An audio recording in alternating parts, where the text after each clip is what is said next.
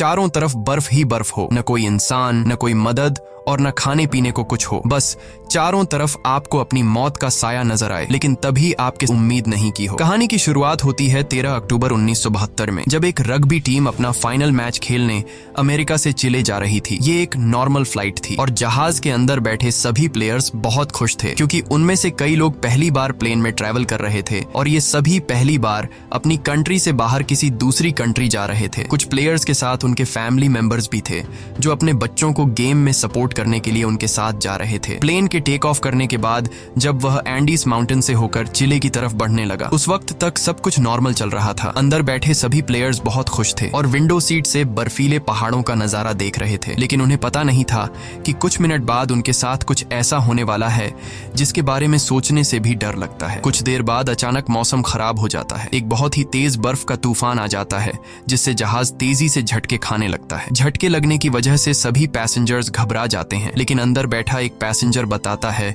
कि जब कोई प्लेन पहाड़ों के ऊपर से गुजरता है तो प्लेन में टर्बुलेंस होता है, यानी ये कोई खतरे की बात नहीं है, जल्द ही सब कुछ नॉर्मल हो जाएगा। लेकिन जैसे जैसे ये प्लेन आगे बढ़ रहा था, इसका टर्बुलेंस भी बढ़ता जा रहा था। जहाज अब और तेजी से झटके खाने लगा। प्लेन के अंदर मौजूद सारा सामान इधर उधर गिरने लगा। ये देखकर लोगों के बीच हलचल मच गई। पायलट्स जहाज को संभालने की कोशिश कर रहे थे, मगर अब जहाज कंट्रोल से बाहर हो गया था। इससे पहले कि पायलट्स कुछ कर पाते, सामने एक पहाड़ आता है और ये जहाज सामने के पहाड़ से जा टकराता है और दो हिस्सों में अलग हो जाता है। एक प्लेयर तो जहाज के टकराते ही प्लेन के पिछले पार्ट के साथ ही उड़ जाता है और हवा में गायब हो जाता है, जबकि प्लेन का आगे का हिस्सा तेजी से रगड़ते हुए बर्फ की एक बड़ी सी चट्टान से जा टकराता है। ये टकराव इतना तेज था कि प्लेन की सभी सीट्स एक दूसरे के साथ चिपक जाती हैं, जिसमें कई लोग कुचल कर मारे गए। अब जो लोग इस एक्सीडेंट से बच गए थे, उन्होंने खुद को संभाला और कैबिन में मौजूद बाकी लोगों की मदद करने लगे। कुछ प्लेयर्स जल्दी से पायलट्स के पास पहुंचे और उन्हें बाहर निकालने की कोशिश की, लेकिन इस दौरान ये दोनों पायलट्स भी मारे गए थे। ये एक बहुत ही दर्दनाक माहौल था। हर तरफ खून ही खून फैला हुआ था। चारों तरफ लाशें बिखरी हुई थीं। इस प्लेन में टोटल 45 लोग ट्रैवल कर रहे थे, मगर इस क्रैश के बाद 18 लोगों की जान चली गई और सिर्फ 27 लोग जिंदा बचे। अब चूंकि इस जहाज ने शाम को टेक ऑफ किया था, इसलिए थोड़ी देर में ही रात हो गई। बाहर का टेम्परेचर तेजी से गिरने लगा। ठंड इतनी ज्यादा हो चुकी थी कि वो लोग बर्दाश्त नहीं कर पा रहे थे। अब ठंड से बचने के लिए ये लोग वहां पर मौजूद सामान और डेड बॉडीज का इस्तेमाल करके प्लेन के सभी होल्स को बंद कर देते हैं, ताकि बाहर की ठंडी हवा अंदर ना आ सके, और ये सभी लोग ठंड से बचने के लिए एक दूसरे के साथ चिपक कर बैठ गए। इन सभी की हालत काफी खराब थी। ये अभी भी काफी गहरे सदमे में थे, क्योंकि उन्हें समझ आ चुका था कि ये लोग अब नहीं बच पाएंगे। खैर, जैसे तैसे करके इन लोगों ने रात गुजारी। जब सुबह धूप निकली तो उन्होंने देखा कि 4-5 और लोग ठंड की वजह से मर गए हैं। लेकिन अच्छी बात यह थी कि अब तूफान रुक चुका था। बाहर का मौसम नॉर्मल हो चुका था। जब ये लोग प्लेन से बाहर आए तो उन्हें दूर दूर तक चारों तरफ सफेद बर्फ के अलावा और कुछ भी नहीं दिखाई दिया। अब इन लोगों को जल्द से जल्द इस जगह से निकलना होगा, क्योंकि ये लोग यहाँ ज्यादा दिन तक जिंदा नहीं रह पाएंगे। इनके आसपास न तो कोई घर था, न ही कोई जानवर और न ही कोई पेड़ पौधे जिनसे ये लोग सरवाइव कर सकें। अब सबसे पहले इन लोगों ने प्लेन की सीट्स को बाहर निकाला, ताकि प्लेन के अंदर सभी के सोने की जगह बन सके। उसके बाद उन्होंने घायल लोगों को धूप में लिटाया, ताकि उनकी बॉडी गर्म हो सके, और ये लोग पानी पीने के लिए बर्फ को पिघलाकर एक एक बूंद करके पानी जमा करने लगे। उसके बाद उन्होंने सभी लोगों का सामान इकट्ठा किया। कोई काम की चीज मिलने पर उसे एक अलग सूटकेस में रखते गए। अब जो लोग इस एक्सीडेंट में मारे गए थे, उनकी बॉडीज को कुछ लोग प्लेन से दूर लाते हैं और उन्हें बर्फ से ढक देते हैं, ताकि उन्हें सड़ने से बचाया जा सके। और जब यहाँ मदद पहुंचे तो ये लोग उन डेड बॉडीज को अपने साथ ले जा सके। जब चीजें थोड़ी सुलझ गईं, तो इन लोगों ने सुकून की सांस ली। इन सभी को बहुत ज्यादा भूख लगी हुई थी। अब बचे हुए खाने में से एक एक टुकड़ा सब में बांटा गया। वैसे तो खाने का ये एक टुकड़ा बहुत ही कम था, पर जिंदा रहने के लिए इतना काफी था। हालांकि सब जानते थे कि यह खाना उन्हें तब तक चलाना होगा जब तक उनके पास कोई मदद न पहुंचे। सबको लगा कि अब तक गवर्नमेंट को पता चल चुका होगा कि उनका प्लेन क्रैश हो चुका है और जल्द ही इन लोगों को रेस्क्यू कर दिया जाएगा। इसीलिए वे सब एक साथ बैठकर मदद का इंतजार करने लगे। असल में जिस जगह उनका प्लेन क्रैश हुआ था, वह दरअसल एक वैली थी जिसके चारों तरफ ऊंचे पहाड़ थे, जिस वजह से यहाँ से निकलना इतना आसान नहीं था। अभी ये बातें चल ही रही होती हैं कि तभी ऊपर से प्लेन गुजरता है। प्लेन को देखकर ये सभी जोर जोर से चिल्लाकर अपनी मौजूदगी जाहिर करते हैं, लेकिन इसका कोई फायदा नहीं होता क्योंकि वो प्लेन काफी सामने से होते हुए गायब हो जाता है। कुछ घंटे बाद रात हो गई। ये सभी एक्स्ट्रा कपड़े पहनकर प्लेन के अंदर छिप गए और अंदर मौजूद लगेज का इस्तेमाल करके प्लेन के सभी होल्स को बंद कर देते हैं। इस तरह से ये रात भी गुजर गई और अगली सुबह नांदो नाम के एक आदमी को होश आया जो प्लेन क्रैश के बाद से ही बेहोश पड़ा था। नांदो की हालत इतनी खराब थी कि वो अपने पैरों पर खड़ा नहीं हो पा रहा था, लेकिन इसके बावजूद वो अपनी बहन के पास गया और उसे गले से लगा लिया। जब नांदो ने अपने पेरेंट्स के बारे में पूछा तो उसे बताया गया कि उसके मॉम डैड मर चुके हैं। ये सुनकर उसे काफी दुख हुआ। उधर बाकी लोगों ने दोबारा से बर्फ पिघलाई और थोड़ा पानी इकट्ठा किया और उसे पीकर गुजारा करने लगे। उन्होंने जमीन पर एक्स का साइन भी बनाया ताकि ऊपर से गुजरने वाले जहाज को नजर आ सके। कुछ देर बाद एक और प्लेन उनके ऊपर से गुजरा जिसे देखकर ये लोग बहुत खुश हो जाते हैं और इन लोगों ने शीशे चमकाकर उसका ध्यान खुद की तरफ खींचने की कोशिश की, लेकिन ये प्लेन भी उन्हें इग्नोर करके चला गया।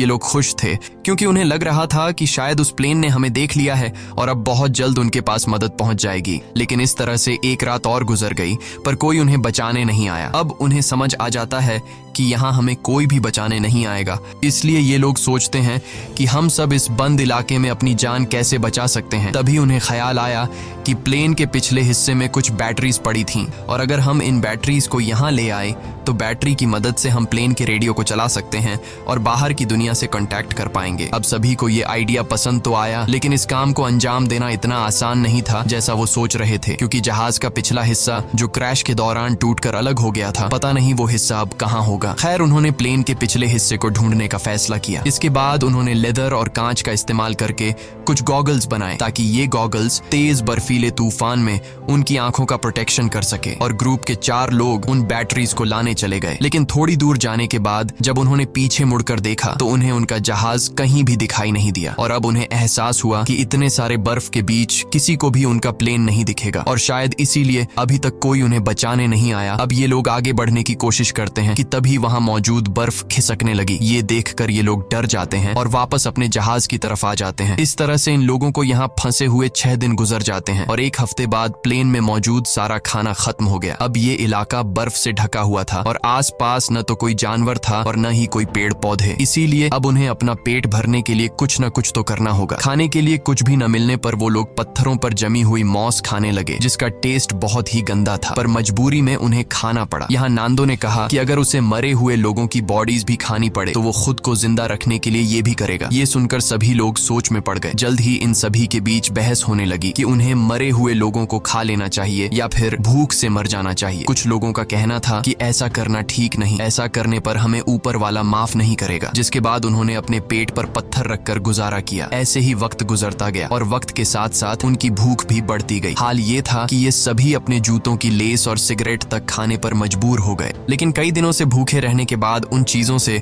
उनकी भूख कहाँ मिटने वाली थी। ऐसे ही कुछ दिन और गुजर गए और भूख के चलते नंदो की बीमार बहन मर गई। नांदो ने अपने माता पिता के साथ साथ अपनी बहन को भी खो दिया। इस तरह से वक्त गुजरता गया और इन लोगों ने जैसे तैसे करके खुद को 9 दिनों तक जिंदा रखा, लेकिन अब तक उनकी भूख इतनी बढ़ चुकी थी कि उनके दिमाग ने भी काम करना बंद कर दिया था और अब उनकी मौत उनसे सिर्फ 1 कदम दूर थी। अब उनके पास कोई और दूसरा चारा नहीं था, इसीलिए उन्होंने उन डेड बॉडीज को खाने का फैसला किया। सबसे पहले 4 लोग प्लेन से बाहर गए और लाशों को काटकर खाने लगे। उन्हें खाते देख कुछ और लोगों ने भी अपना मन बदल दिया और वे भी उनके पास गए अपना पेट भरने के लिए। लेकिन 5 लोग ऐसे थे जिन्हें अपनी मौत तक मंजूर थी, पर किसी दूसरे इंसान को खाना ठीक नहीं समझा। अगले दिन से ये लोग लाशों को दूर ले जाकर काटने लगे ताकि इन 5 लोगों को कोई तकलीफ न हो। यहाँ पर नुमा नाम के एक लड़के को बर्फ में दबा एक सूटकेस मिला। सूटकेस को खोलने पर उन्हें अंदर एक रेडियो मिला। रेडियो को ऑन करने के बाद उन्हें पता चलता है कि इसमें सिग्नल नहीं है, जिसके लिए इन लोगों ने चीजों को जोड़कर एक एंटेना बनाया और इस रेडियो पर उन्होंने एक न्यूज सुनी जिसमें बताया जा रहा था कि सरकार ने इनके खोज में कई रेस्क्यू ऑपरेशंस चलाए थे और 66 के करीब हवाई जहाजों को उनकी तलाश में भेजा था। लेकिन इतनी कोशिशों के बावजूद जब इन लोगों का कोई अता पता नहीं चल सका तो सरकार ने उन्हें मरा हुआ डिक्लेयर कर दिया। इसीलिए अब गवर्नमेंट ने इन लोगों को ढूंढना बंद कर दिया है। ये खबर सुनकर ग्रुप के सभी लोगों की हिम्मत टूट गई और उनके जिंदा बचने की सारी उम्मीदें मिट्टी में मिल गईं। अब उन बचे हुए 5 लोगों में से जिन्होंने डेड बॉडीज को खाने से इनकार कर कर दिया था। उनमें से 4 लोगों ने भी मांस खा लिया क्योंकि वे जान चुके थे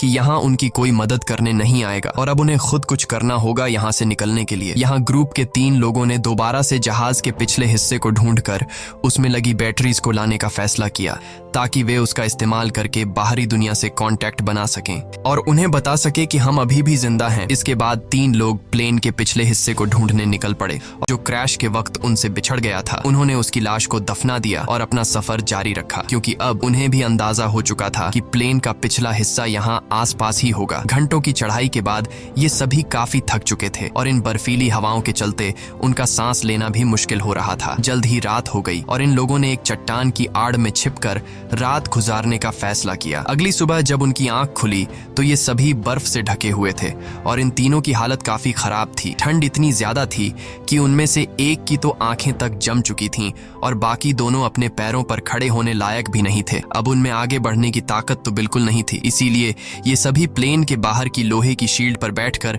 पहाड़ से नीचे उतर आए। इन लोगों को खाली हाथ देखकर पूरे ग्रुप में उदासी छा गई और उस आखिरी बचे आदमी ने भी इंसानी मांस खा लिया और अपनी किस्मत को कोसता हुआ सो गया। ऐसे ही दिन गुजरते गए और इन लोगों ने जैसे तैसे करके खुद को 17 दिनों तक जिंदा रखा। लेकिन यहाँ बुरी बात ये थी कि पिछले 5 दिनों से बाहर का मौसम काफी खराब था। तूफान से बचने के लिए सभी प्लेन के अंदर बैठे होते हैं कि तभी एक बड़ा तूफान आता है और प्लेन को अंदर बर्फ से भर देता है। अंदर मौजूद कई लोग बर्फ के नीचे दब जाते हैं। अब जो लोग ऊपर रह गए थे वो इस हादसे से काफी घबरा गए, लेकिन फिर उन्होंने हिम्मत दिखाते हुए बर्फ को खोदकर अंदर दबे लोगों को बाहर निकाला। अब सभी लोग तो समय रहते बाहर आ गए, लेकिन एक लड़की बर्फ में काफी नीचे तक दब गई थी, जिसकी बर्फ में दम घुटने से मौत हो गई। ये लोग बहुत ज्यादा घबराए हुए थे और ये लोग इस हादसे से ठीक से संभल नहीं पाए थे कि तभी उन्हें बाहर से अजीब सी आवाजें सुनाई देने लगीं। जब ये लोग बाहर की तरफ देखते हैं तो उन्हें पता चलता है कि एक और तेज तूफान उनकी तरफ आ रहा है जो पहले से भी ज्यादा तेज है। एक और तूफान आता है और ये सभी दोबारा से बर्फ में दब जाते हैं। ये तूफान इतना तेज था कि पूरा का पूरा जहाज बर्फ से भर गया। कुछ लोगों की तो मौके पर ही मौत हो गई। अंदर फंसे लोगों के पास अब निकलने का कोई रास्ता नहीं था, जिसमें से एक साथी ने फटाफट जहाज की छत में एक छेद बनाया ताकि उन्हें ऑक्सीजन मिल सके और दम घुटने से बच सकें। ये लोग हाथ जोड़कर सिर्फ यही विश कर रहे थे कि अब उनके ऊपर और बर्फ न गिरे, वरना ये सभी हमेशा के लिए यहीं दबकर रह जाएंगे। कुछ घंटों बाद उन्होंने खुद को संभाला और कुल 8 डेड बॉडीज को इकट्ठा करके उन्हें कोने में रख दिया। अब इस तरह से उन्हें यहाँ फंसे हुए 18 दिन गुजर चुके थे और उनका भूख से बुरा हाल हो गया था। अब जिंदा रहने का सिर्फ एक ही रास्ता था कि वे अंदर मौजूद डेड बॉडीज का मांस खा लें। लेकिन ऐसा करना इन सभी के लिए बहुत मुश्किल था क्योंकि ये सभी डेड बॉडीज उनके अपने लोगों की थीं। अब ये सब देखकर नुमा नाम के उस लड़के ने खुद पर से कंट्रोल खो दिया। वो गुस्से में आया और प्लेन की खिड़की तोड़ने लगा। इस दौरान कांच का एक टुकड़ा उसके पैर में घुस गया, लेकिन इसके बाद भी वो रुका नहीं और बर्फ में छेद करता गया। पूरे 2 दिनों की मेहनत के बाद ये सब ऊपर की तरफ छेद करने में कामयाब हुए, जिसके बाद वे सभी बाहर निकल आए। बाहर आकर ये सभी इतने खुश थे जैसे ये सभी मौत की कैद से आजाद हो गए हों। उन्होंने जिंदा बचने की खुशी मनाई और फिर बर्फ खोदकर प्लेन को बाहर निकालने लगे। इस दौरान नुमा नोटिस करता है कि उसके पैर में जो चोट लगी थी उसमें अब कोई दर्द नहीं है क्योंकि बर्फ ने उसके जख्म को सुन्न कर दिया था। हालांकि वो इस पर ज्यादा ध्यान नहीं देता और बर्फ खोदना जारी रखता है। अब आसमान में सूरज निकला हुआ था, इसलिए उन्हें बर्फ खोदने में ज्यादा परेशानी नहीं हुई और कुछ घंटों में ही जहाज बाहर आ गया। अब धूप काफी अच्छी थी, इसलिए वे सभी प्लेन के पिछले हिस्से को ढूंढने की सोचने लगे, लेकिन उन्हें कोई आइडिया नहीं था कि वे इन बर्फीली रातों का सामना कैसे करेंगे। इसलिए उन्होंने थोड़ा और इंतजार करने का फैसला किया क्योंकि गर्मियों का मौसम आने वाला था और इस दौरान इस चढ़ाई को पार करना थोड़ा आसान होगा। देखते ही देखते 34 दिन गुजर गए और अब मौसम पहले से थोड़ा बेहतर हो गया। अब जो लोग पहली बार प्लेन की तलाश में गए थे उनकी तबीयत अभी तक खराब थी और वे दोबारा से चढ़ाई करने की हालत में बिल्कुल नहीं थे। कुछ घंटों बाद उन्हें पता चलता है कि उनका एक और साथी भूख के चलते मर गया है। ये देखकर ये लोग बहुत ज्यादा मायूस हो जाते हैं और उसे बर्फ में दफना देते हैं। ऐसे ही 2 दिन और गुजर गए और 36वें दिन उन्होंने फैसला किया कि अगर उन्हें अपनी जान बचानी है तो जहाज के बैक साइड से बैटरीज लाकर बाहरी दुनिया को इन्फॉर्म करना होगा, वरना हम एक एक करके सब मर जाएंगे। जिसके बाद ग्रुप के 4 लोगों ने ऊपर चढ़ाई करने का फैसला किया और उन 4 लोगों के नाम थे रोबर्टो, टिंटिन, नुमा और नांदो। इन लोगों ने ठंड से बचने के लिए ढेर सारे कपड़े पहने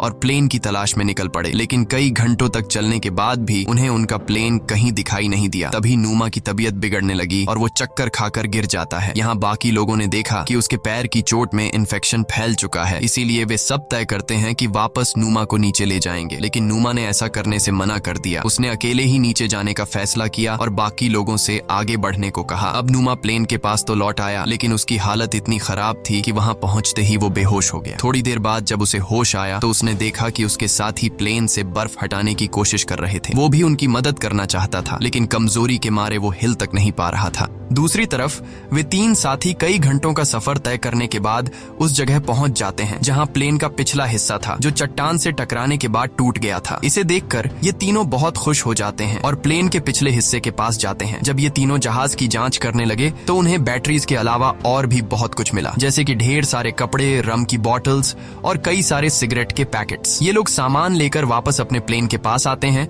जहां उन्होंने बैटरी को प्लेन के रेडियो में डाला और बाहरी दुनिया से कांटेक्ट बनाने की कोशिश की, लेकिन बदकिस्मती से रेडियो खराब हो चुका था और इस तरह से उनकी आखिरी उम्मीद भी मिट्टी में मिल जाती है। उधर नोमा की तबीयत भी बिगड़ती जा रही थी और अब उसका इन्फेक्शन पूरी बॉडी में फैल चुका था। प्लेन से मिला खाना भी अब खत्म हो गया था, इसलिए ये सभी दोबारा से ह्यूमन मीट खाने लगे। नोमा ने खाना पीना बंद कर दिया ताकि बाकी लोगों के लिए ज्यादा खाना बचे, क्योंकि वह जान चुका था कि अब उसकी जान नहीं बचेगी। अब ग्रुप के कुछ लोग एक बार फिर प्लेन के पिछले हिस्से तक गए, इस उम्मीद में कि उन्हें कुछ काम लायक मिल सके। इस बार उनकी किस्मत ने साथ दिया और उन्हें एक वाटरप्रूफ कपड़ा मिला, जिससे जोड़कर उन्होंने एक स्लीपिंग बैग बनाया। इसके बाद उन्होंने रेडियो पर खबर सुनी कि प्लेन क्रैश को 58 दिनों के गुजर जाने के बाद अब सरकार उन्हें ढूंढने के लिए एक आखिरी मिशन चलाएगी। ये खबर सुनकर सभी में दोबारा से जान आ गई और जिंदा बचे रहने की एक छोटी सी उम्मीद मिली। यहाँ कुछ लोगों ने कहा कि हमें यहीं रुककर उनका इंतजार करना चाहिए, जबकि बाकी लोगों ने कहा कि अगर हम यहीं रहेंगे तो कोई भी हमें देख